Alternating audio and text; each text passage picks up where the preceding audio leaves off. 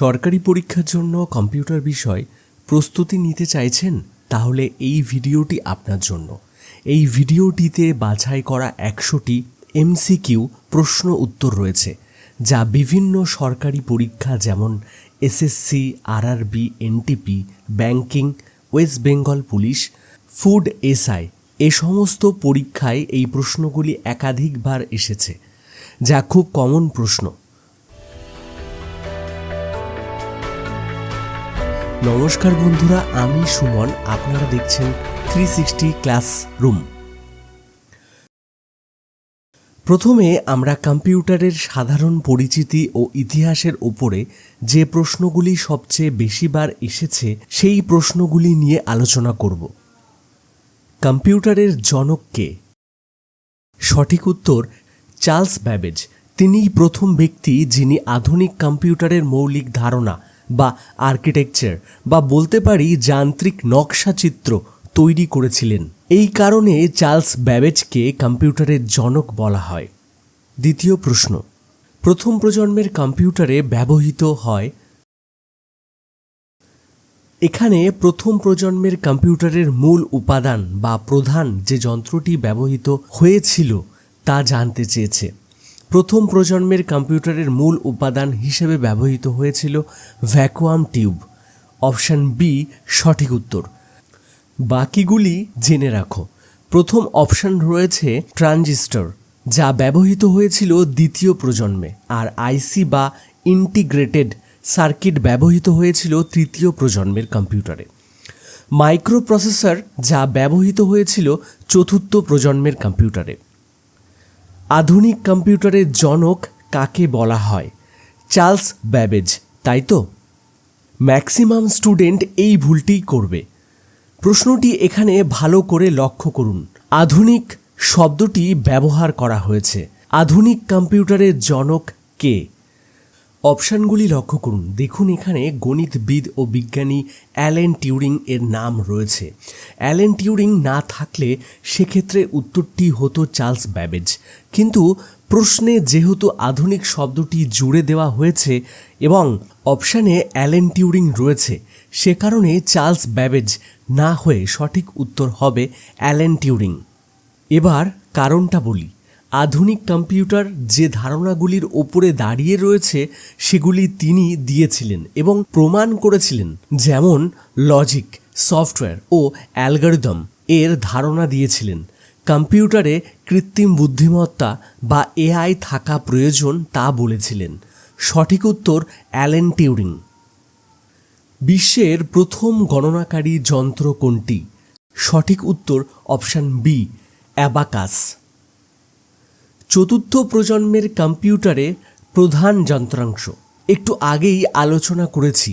সঠিক উত্তর option C VLSI microprocessor. VLSI দেখে ঘাবড়ানোর বা চিন্তার কিছু নেই। এখানে VLSI এর পরিবর্তে SSI, MSI, LSI, VLSI অথবা ULSI এগুলো থাকতে পারত। এগুলো সবই মাইক্রোপ্রসেসর। নেক্সট, কম্পিউটার শব্দটি কোন ভাষা থেকে এসেছে? কম্পিউটার শব্দটি এসেছে ল্যাটিন শব্দ থেকে। সঠিক উত্তর অপশান এ। বিশ্বের প্রথম ইলেকট্রনিক কম্পিউটারের নাম কি? Option A ENIAC, option B EDVAC, option C UNIVAC, option D Mark 1।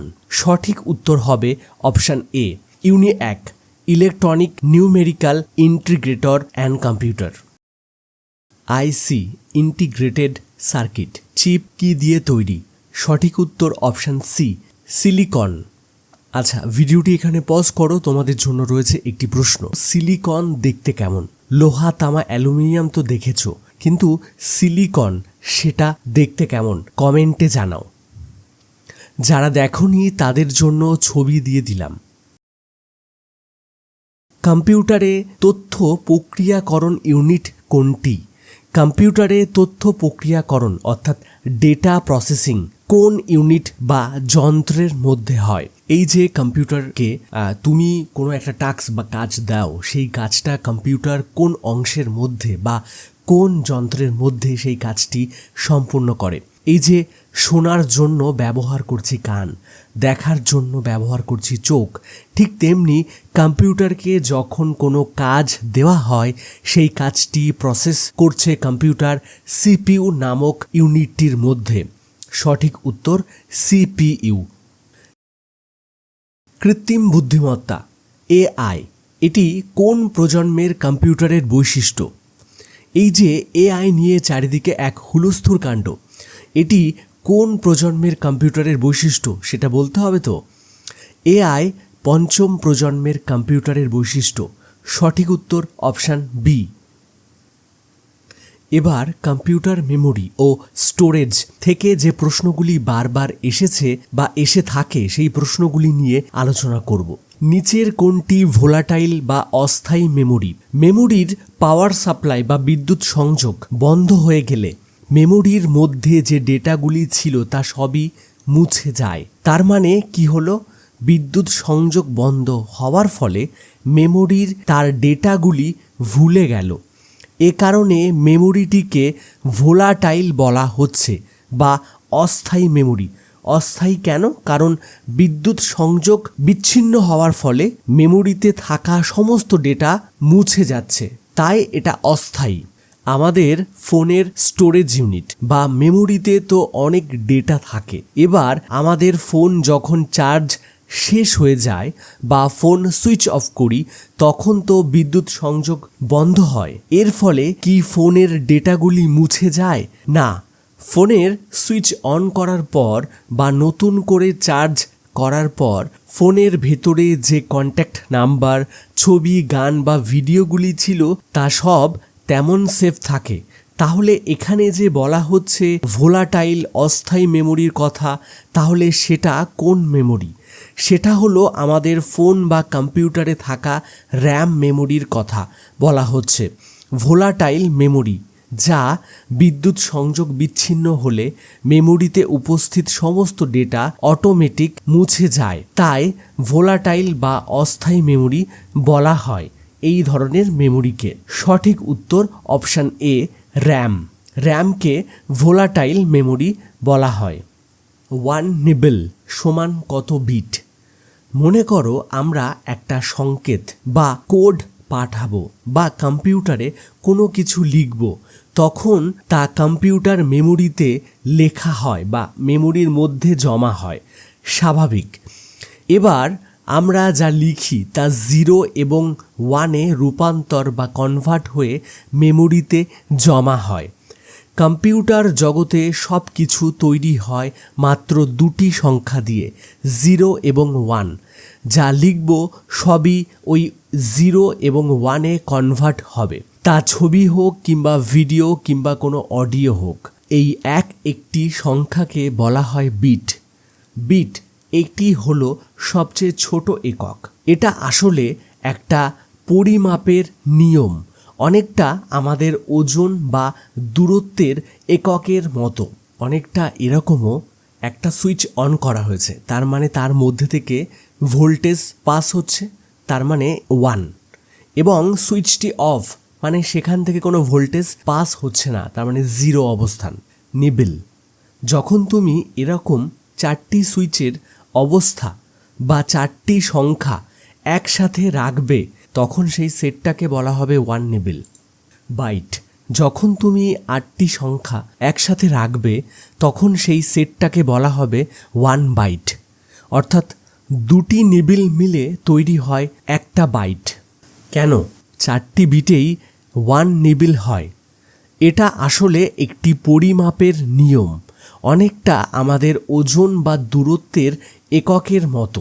যেমন 100 পয়সায় 1 টাকা হয়, ঠিক তেমনি 4 বিট জমলে তাকে কম্পিউটার বিজ্ঞানে আদর করে 1 নিবল ডাকা হয় বা বলা হয়। সঠিক উত্তর অপশান বি, 4 বিট। 8 বিট নিয়ে গঠিত হয়, একটু আগেই আমরা আলোচনা করেছি। সঠিক উত্তর অপশান সি, 1 বাইট। সিডি বা ডিভিডি কোন ধরনের মেমোরি? অপশান বি সঠিক উত্তর, অপটিক্যাল। সিডি এবং ডিভিডিকে অপটিক্যাল মেমোরি বলা হয়, কারণ এগুলো পড়া বা এর ভেতরে তথ্য লেখার জন্য আলো বা লেজার রশ্মির ব্যবহার করা হয়। কিন্তু সিডি বা ডিভিডিতে কোনো চুম্বক থাকে না, পুরোটাই আলোর কারসাজি, তাই একে অপটিক্যাল মেমোরি বলে। সবচেয়ে দ্রুততম মেমোরি কোনটি? Option A RAM, option B cache memory, option C hard disk, option D register. সঠিক উত্তর অপশান ডি রেজিস্টার। অপশানে রেজিস্টার না থাকলে ক্যাশে মেমোরি হবে। বায়োস কম্পিউটারের কোথায় জমা থাকে? Option A RAM, option B ROM, option C hard disk, option D cache. BIOS হলো কম্পিউটারের সবচেয়ে গুরুত্বপূর্ণ এবং একদম প্রাথমিক একটি প্রোগ্রাম। এর পুরো নাম হলো বেসিক ইনপুট আউটপুট সিস্টেম। এই প্রোগ্রামটি জমা থাকে রমে। সঠিক উত্তর অপশান বি রম। 1 টেরাবাইট সমান কত? সঠিক উত্তর option A 1024 GB. Pen drive কোন ধরনের মেমোরি?